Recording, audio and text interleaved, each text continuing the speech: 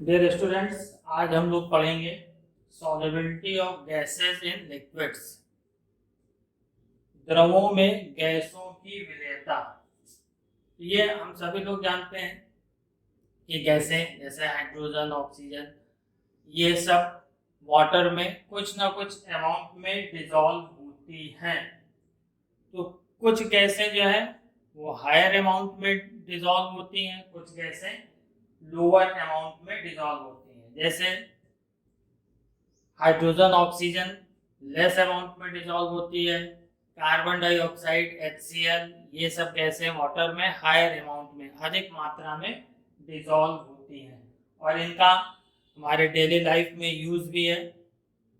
For example carbonated beverage, कार्बोनीकृत जो पेय होते हैं जैसे सॉफ्ट ड्रिंक, सोडा वाटर, इन सब में इसका यूज होता है। तो इस सॉल्युबिलिटी गैस की जो है वो हम एडजॉर्प्शन कोफिशिएंट के टर्म में रिप्रेजेंट करते हैं। अधिशोषण गुणांक के पदों में जो है इसको व्यक्त किया जाता है।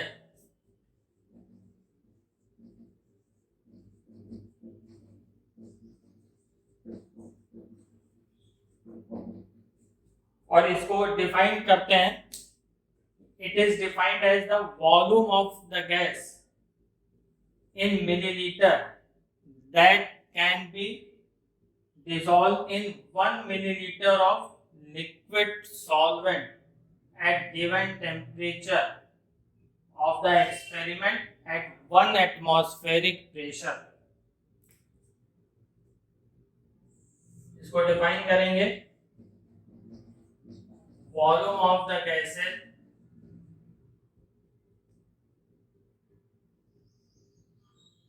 volume of the gas in milliliter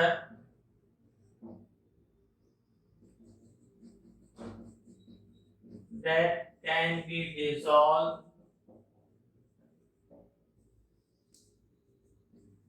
by 1 milliliter of a liquid solvent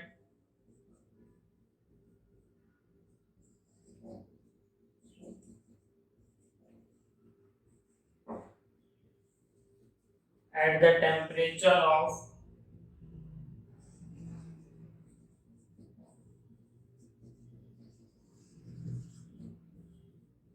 the experiment at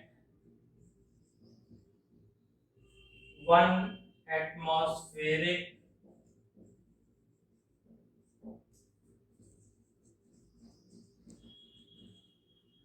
pressure.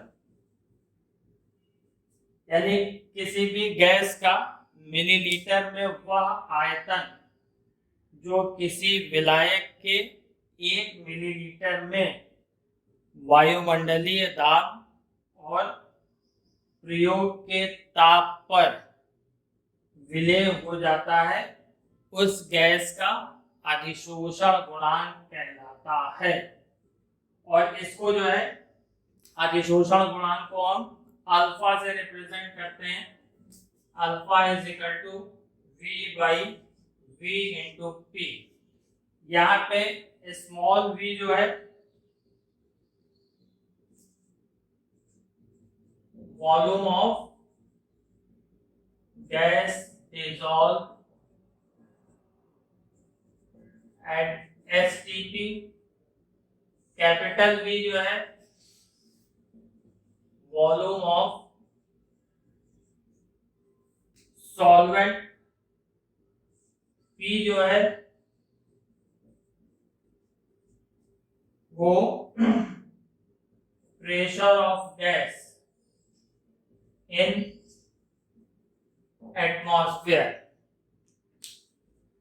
तो अधिशोषण गुणांक को अल्फा से रिप्रेजेंट करेंगे। यहाँ स्मॉल v STP पर जो गैस डिसॉल्व हो रही है लिक्विड में उसका वॉल्यूम है, capital V volume of solvent विलायक का वॉल्यूम है, और P प्रेशर है गैस का वायुमंडल में, एटमॉस्फेयर में।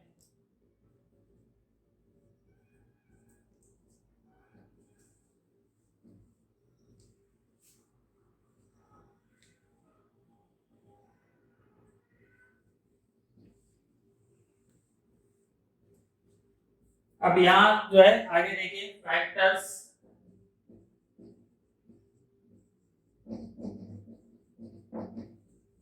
affecting solubility of gases. Factors affecting solubility of gases. गैसों की विलेयता को प्रभावित करने वाले कारक। तो किसी भी लिक्विड में, किसी भी द्रव में जो है गैस की सॉल्युबिलिटी जो है वो 3 फैक्टर पे डिपेंड करती है। पहला फैक्टर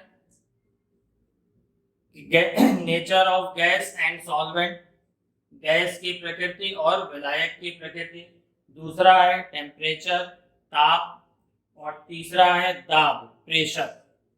तो इसमें एक एक करके इन तीनों को जो है जानेंगे। पहला जो है फर्स्ट फैक्टर जो है वो nature of gas and solvent.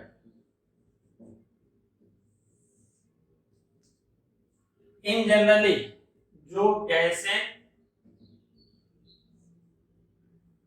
Easily liquefy हो जाती हैं,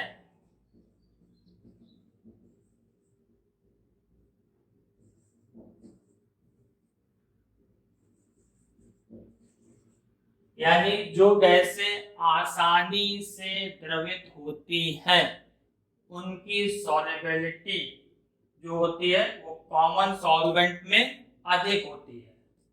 इनकी जो सॉल्युबिलिटी होगी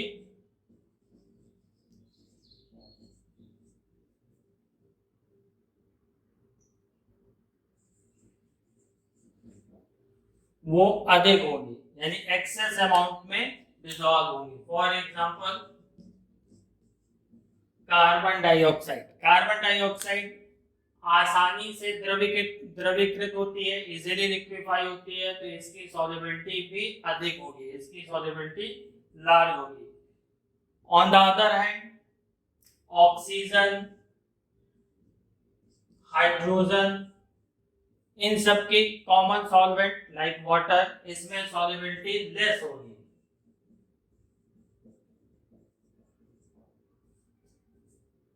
क्योंकि ये इजीली लिक्विफाई नहीं होती है। इसके अलावा जो गैसें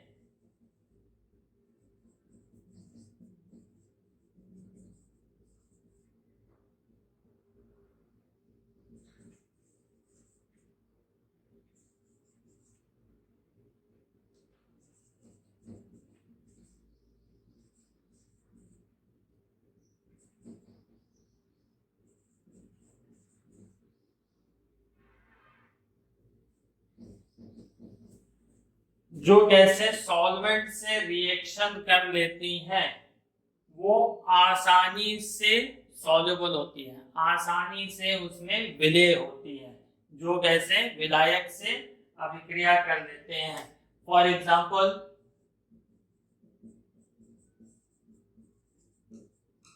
HCl gas and ammonia gas, ये हाईली सॉल्युबल है वाटर में, ये जल में अत्यधिक विलय है। क्यों? क्योंकि ये वाटर से केमिकली रिएक्शन कर लेते हैं। ऑक्सीजन, नाइट्रोजन, ये सब केमिकली रिएक्शन भी नहीं करते और ये इसमें सॉल्युबल भी, वाटर में सॉल्युबल भी नहीं होते। लेकिन ऑक्सीजन, नाइट्रोजन, कार्बन डाइऑक्साइड, ये सब एथाइल अल्कोहल में वाटर के कंपैरिजन में अधिक सॉल्युबल होते हैं। O2, N2, CO2 are more soluble in ethanol than water।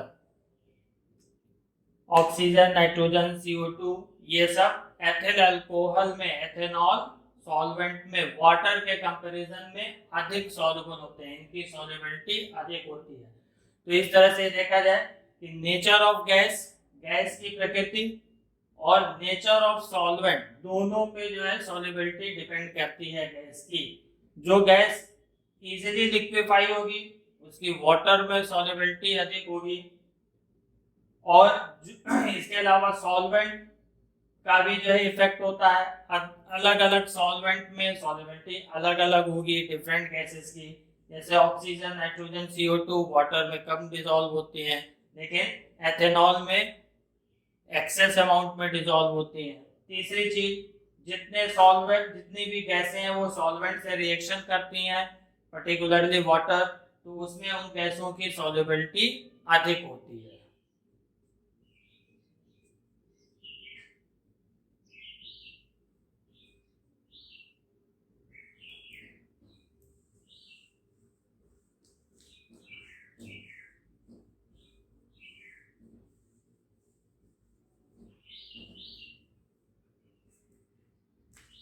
Second factor है जो सॉल्युबिलिटी पे इफेक्ट डालता है, टेम्परेचर।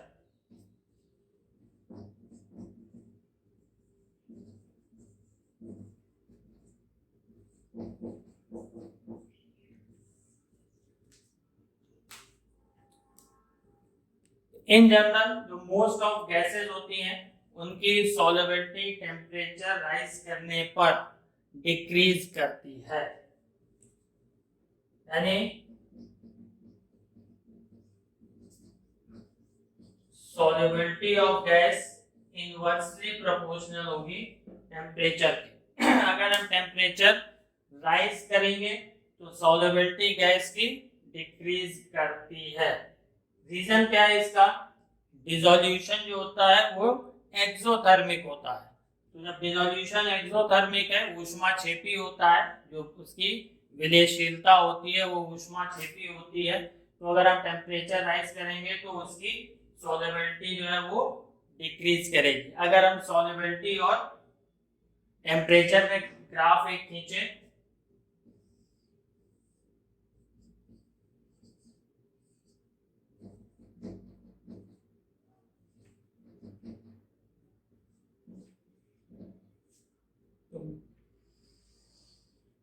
तो ग्राफ कुछ इस तरह से आएगा। जैसे जैसे हम टेम्परेचर राइज करेंगे इसकी सॉल्युबिलिटी डिक्रीज करती जाएगी। जनरली ये सभी गैसों के लिए ये होता है।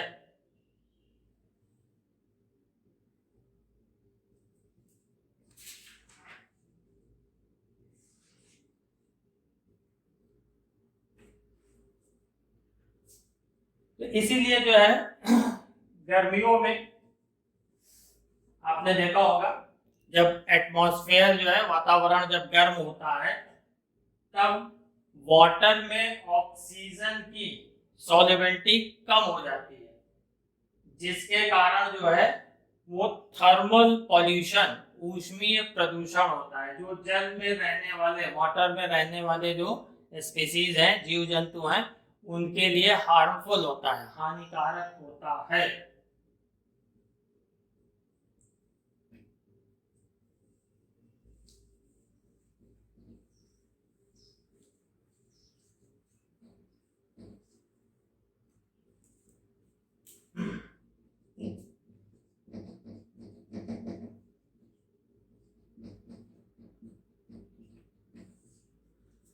तीसरा फैक्टर जो सॉल्युबिलिटी पे इफेक्ट डालता है वो है प्रेशर या दाब।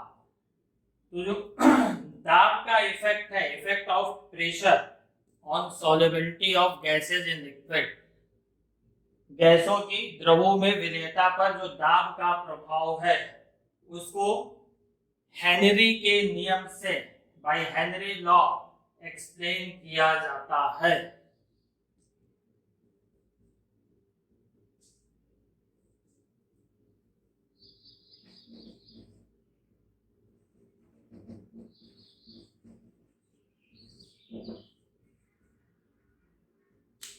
तो ये लॉ क्या है? हेनरी लॉ जो है, Henry law states that the solubility of gases in a liquid is directly proportional to the pressure of the gas over the solution at definite temperature। यानी कांस्टेंट टेम्परेचर पर किसी भी gas की solubility उस solution के surface पे जो pressure exert होता है, जो प्रेशर लगता है, उसके बराबर, उसके प्रोपोर्शनल होता है।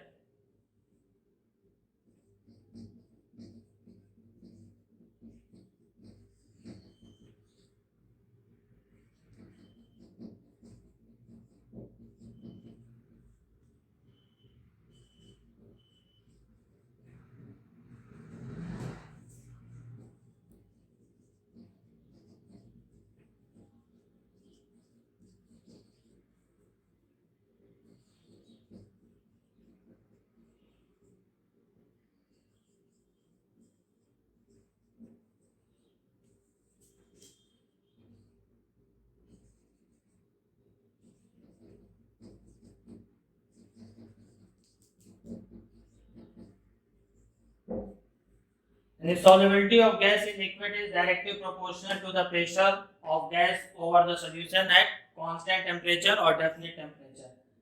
यानी निश्चित ताप पर किसी भी द्रव में किसी गैस की विलेयता उस विलयन के सतह पर लगने वाले दाब के समानुपाती होता है।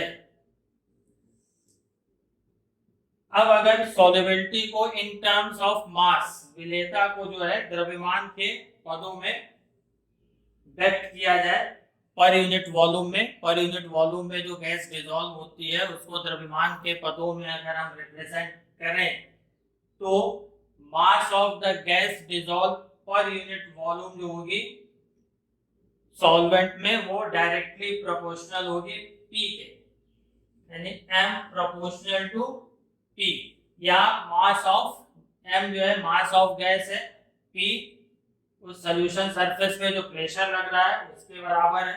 प्रोपोर्शनल साइन हटाएंगे तो एक कांस्टेंट रखेंगे K, यहाँ पे K जो है प्रोपोर्शनलिटी कांस्टेंट, समानुपाती नियतांक है।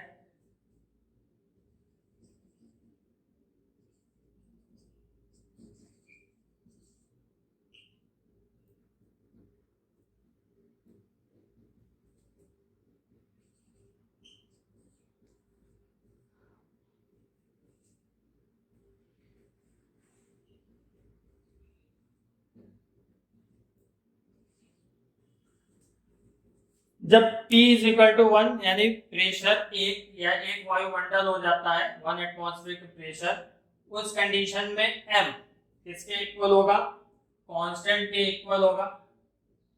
तो सॉल्युबिलिटी ऑफ गैस जो होगी वो यूनिट प्रेशर पर, इकाई दाब पर कांस्टेंट होती है एट ए पर्टिकुलर टेम्परेचर, एक पर्टिकुलर टेम्परेचर पे, और जो इसका मान होता है मैग्नीट्यूड ऑफ के होता है वो नेचर ऑफ गैस पे डिपेंड करता है, nature of gas, nature of solvent और टेम्परेचर पर डिपेंड करता है।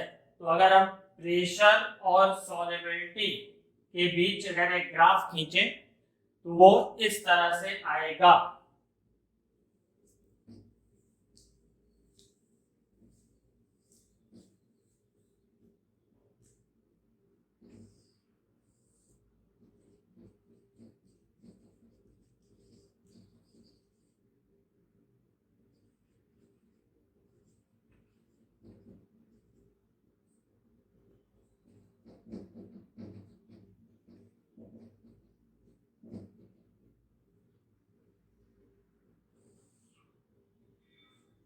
देखिए हर गैस के लिए एक पर्टिकुलर प्रेशर पे अलग अलग होगा, और ये जो एंगल थीटा यहां से इसका जो स्लोप होगा tan थीटा, ये कांस्टेंट की वैल्यू को शो करेगा। क्यों?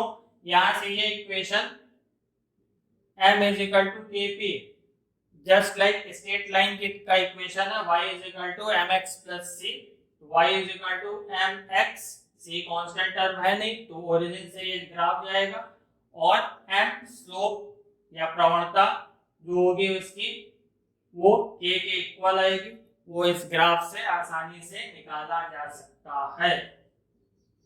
तो ये स्ट्रेट लाइन जो है वो हेनरी लॉ के वैलिडिटी को भी शो करता है।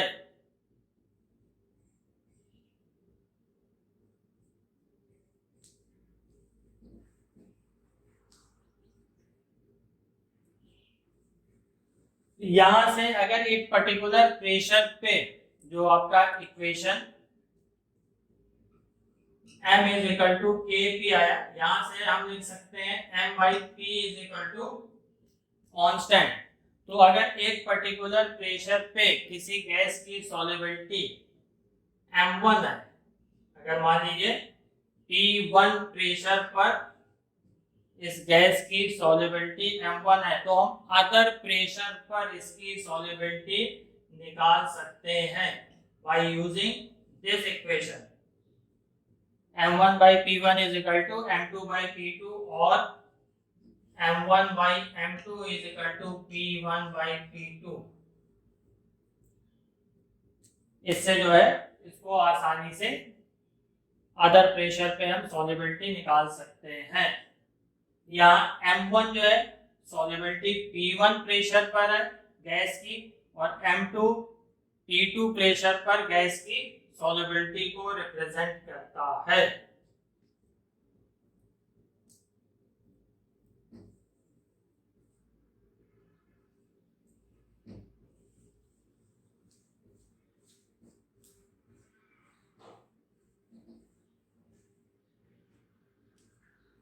अब अगर दो या दो से अधिक नॉन रिएक्टिंग गैसों का मिक्सचर हो जो किसी सॉल्वेंट के कांटेक्ट में लाए जाएं, दो या दो से अधिक नॉन रिएक्टिंग गैसें हो, दो या दो से अधिक आपस में क्रिया न करने वाली गैसें हो, तो वो गैसें अपने पार्शियल प्रेशर, अपने आंशिक दाब के प्रोपोर्शन में डिसॉल्व होंगी।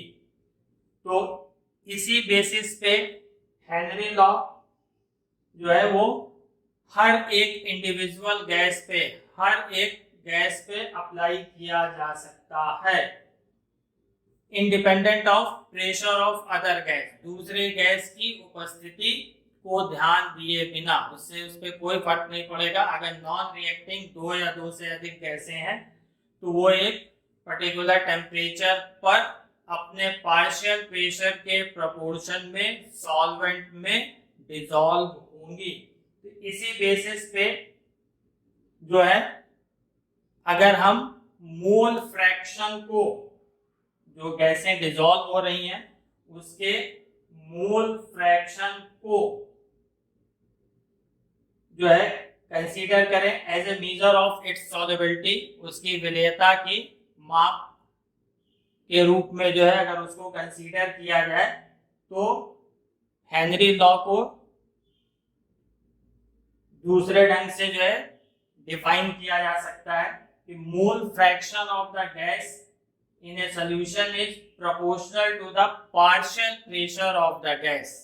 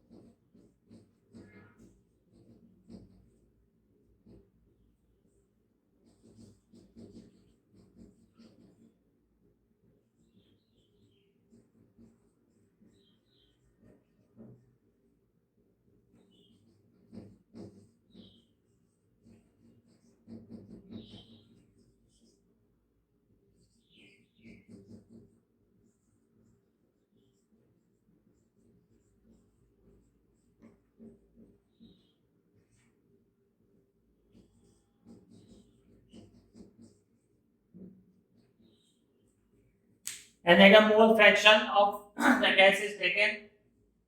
Mole fraction of the gas in the solution is taken as a measure of its solubility. Then Henry law can be defined as mole fraction of the gas in a solution is proportional to the partial pressure of the gas.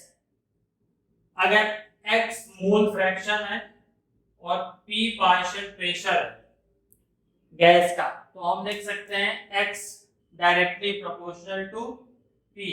यहां से proportional sign हटाएंगे, एक constant add करेंगे k dash. Here k dash is proportionality constant, समानुपाती स्थिरांक है. यहां से हम लिख सकते हैं p इज इक्वल टू 1 by k dash into x, और इसी को हम लिख सकते हैं kh into x. यहां पर kh जो है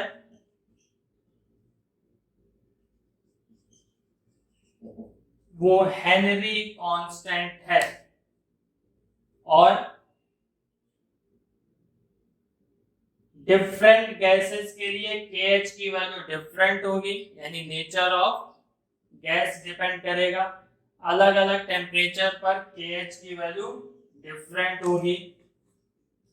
यहाँ पर इस इक्वेशन से क्लियर है कि एक पर्टिकुलर प्रेशर पर अगर P कांस्टेंट ले लिया जाए तो जिस गैस के लिए KH हेनरी कांस्टेंट की वैल्यू अधिक होगी उसकी सॉल्युबिलिटी कम होगी. X की वैल्यू यानी मोल फ्रैक्शन की वैल्यू कम हुई, यानी उस गैस की सॉल्युबिलिटी जो होगी वो कम होगी. और हर गैस के लिए हेनरी कांस्टेंट की वैल्यू अलग अलग होगी.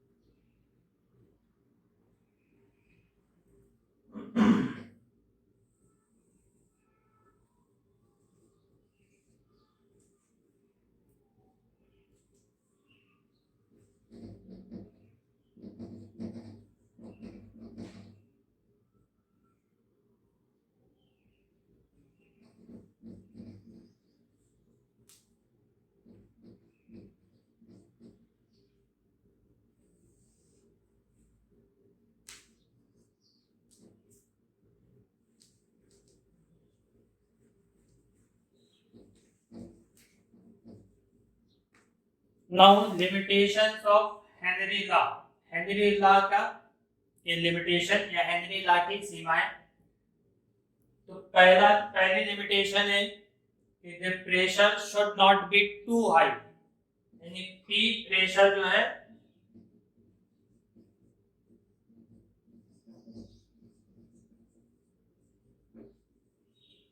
बहुत उच्च नहीं होना चाहिए.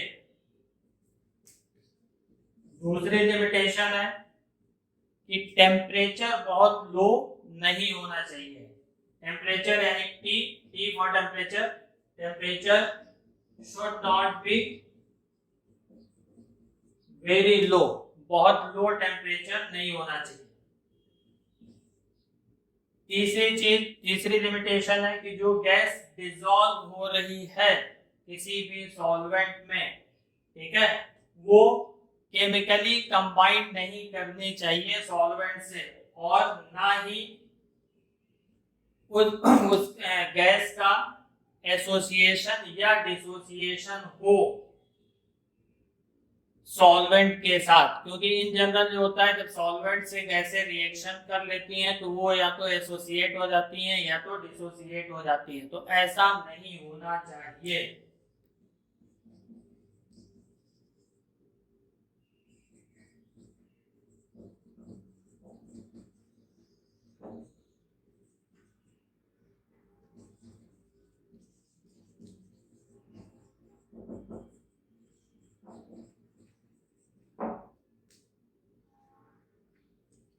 यानी गैस रासायनिक रूप से सॉल्वेंट से विलायक से क्रिया ना करें.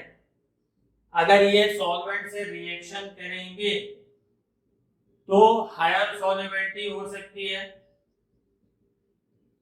क्यों?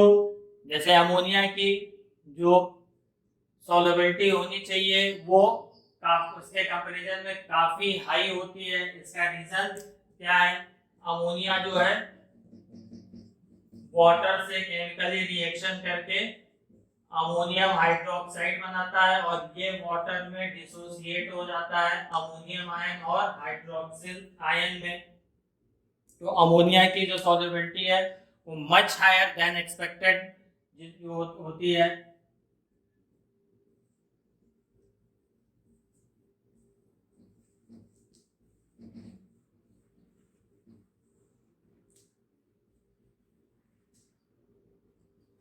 Now, last topic of solubility of gases, application of Henry law.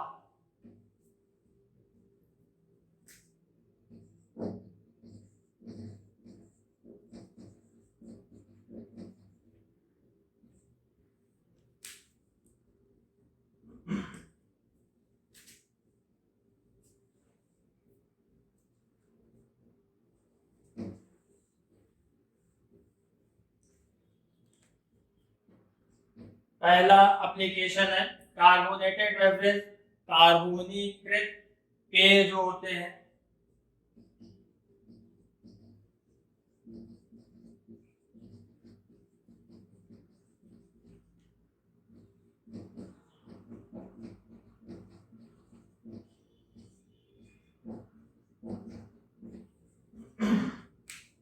Carbonated beverage में हाई प्रेशर पे गैस को डिसॉल्व किया जाता है, लाइक सॉफ्ट ड्रिंक्स, मृदु पेय, बियर, इन सब में CO2 को हाई प्रेशर पे डिसॉल्व किया जाता है। यानी इनकी बॉटल को under pressure, under high pressure जो है इसकी पैकिंग की जाती है, बॉटलिंग की जाती है। इसी कारण जो है जब हम सॉफ्ट ड्रिंक की जो है बॉटल को ओपन करते हैं तो वो उसमें से कार्बन डाइऑक्साइड बाहर स्केप आउट कर जाती है, बाहर निकल जाती है। क्यों? बॉटल के अंदर का प्रेशर जो होता है वो काफी हाई होता है और एटमॉस्फेरिक प्रेशर लो होता है। तो जैसे ही बॉटल ओपन करते हैं गैस बाहर की तरफ निकलती है।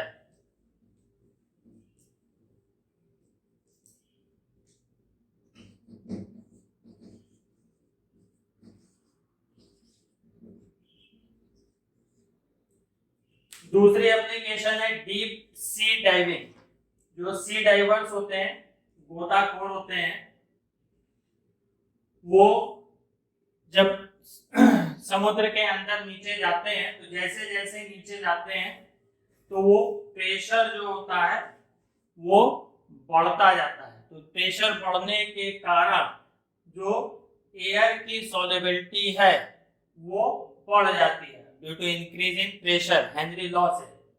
और जब वो ऊपर की तरफ आते हैं तो प्रेशर घटता है। तो जब नीचे समुद्र के गहराई में जो सी डाइविंग होती है उसमें जो है जब वो अंडर वाटर काफी डीप जाते हैं तो हाई प्रेशर के कारण एयर जो होती है वो या एटमॉस्फेरिक गैसेज होती है वो उनके ब्लड में डिसॉल्व हो जाती है। और जब वो सतह पर, सरफेस की ओर वापस आते हैं तो धीरे धीरे प्रेशर डिक्रीज करता है, जिसके कारण जो डिसॉल्व गैस होती है उनकी ब्लड में वो बाहर आने लगती है प्रेशर लो होने के कारण। और वो इसके कारण जो है वो बबल्स फॉर्म करती है। ठीक है, नाइट्रोजन के बबल्स जो होते हैं वो ब्लड में फॉर्म होते हैं। तो ये कैपिलरी को ब्लॉक कर सकती है, उनकी जो है कैपिलरी को जो है ब्लॉक कर सकती है। तो इसके कारण एक मेडिकल कंडीशन, एक चिकित्सीय अवस्था उत्पन्न होती है जिसको बेंड्स कहा जाता है, जिसको बेंड्स कहा जाता है। और ये बहुत पेनफुल होता है और डेंजरस होता है लाइफ के लिए।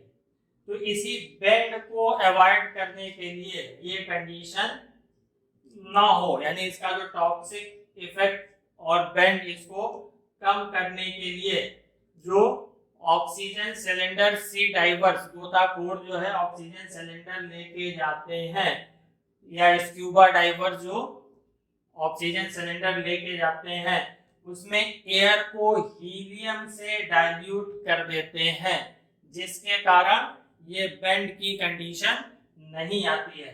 तो जो स्क्यूबा डाइवर्स ऑक्सीजन लेके जाते हैं उसमें 11.7% हीलियम, 56.2% नाइट्रोजन और 32.1% ऑक्सीजन होती है।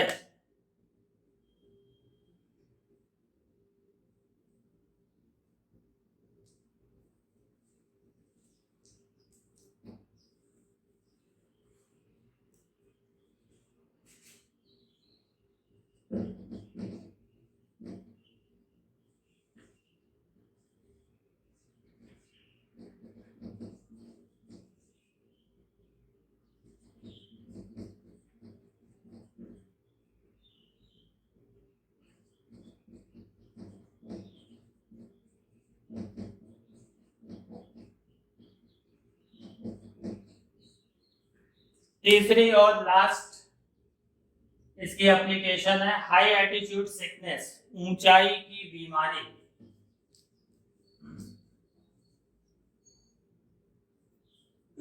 तो हाई एल्टीट्यूड पर, ऊंचाई वाले स्थानों पर जो होता है ऑक्सीजन का पार्शियल प्रेशर, यानी at high altitude partial pressure of O2 जो होता है वो कम होता है, जिसके कारण जो ब्लड में जो ऑक्सीजन की रिक्वायरमेंट होती है, ब्लड में जो घुली हुई ऑक्सीजन होती है उसकी कंसंट्रेशन, उसकी मात्रा भी लो हो जाती है, कम हो जाती है, जिसके कारण जो है हाई एल्टीट्यूड पे रहने वाले जो लोग होते हैं वो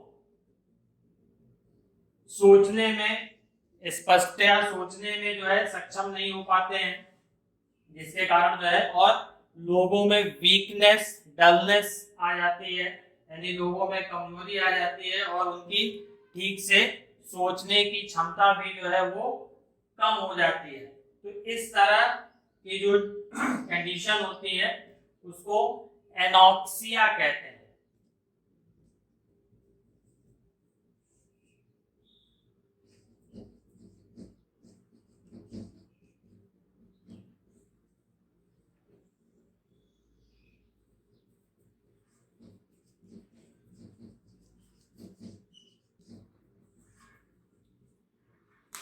हाई एल्टीट्यूड पर जो, इसी तरह से जो हाई एल्टीट्यूड पर जो क्लाइंबर्स, जो पर्वतारोही वगैरह होते हैं उनको ये दिक्कत होती है। इसके कारण जो है उसमें डलनेस, वीकनेस, कमजोरी आ जाती है और उनकी सोचने की क्षमता जो है वो भी कम हो जाती है, उससे जो है वो ग्रसित हो जाते हैं, यानी ठीक से सोचने की क्षमता की अयोग्यता से जो है वो ग्रसित हो जाते हैं। इसी को कहते हैं एनॉक्सिया। तो उम्मीद है solubility of gases, Henry law और उसकी एप्लीकेशन आप लोगों को समझ में आई होगी। आज का वीडियो यहीं पे खत्म करते हैं। इसके आगे नेक्स्ट टॉपिक पे इस चैप्टर के फिर दूसरा वीडियो लेके आएंगे।